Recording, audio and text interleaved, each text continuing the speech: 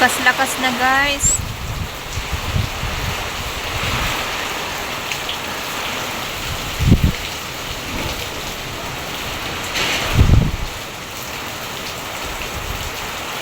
Ingat po lahat ng mga taga Bicol at yung mga dadaanan ng bagyong Uwan. Ingat po tayong lahat.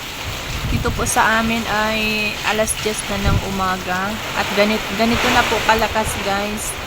By 2 PM daw, dadaan na dito sa amin ang bagyo.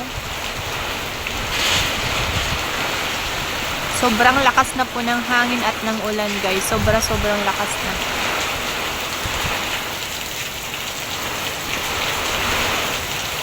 Mag-iingat po tayong lahat.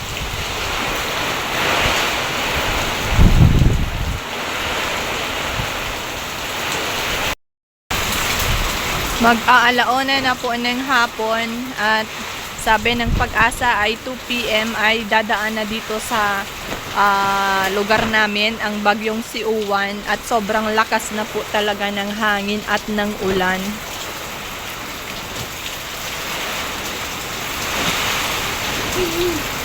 Yung mga puno, parang mabubuwal na sila guys. Ay!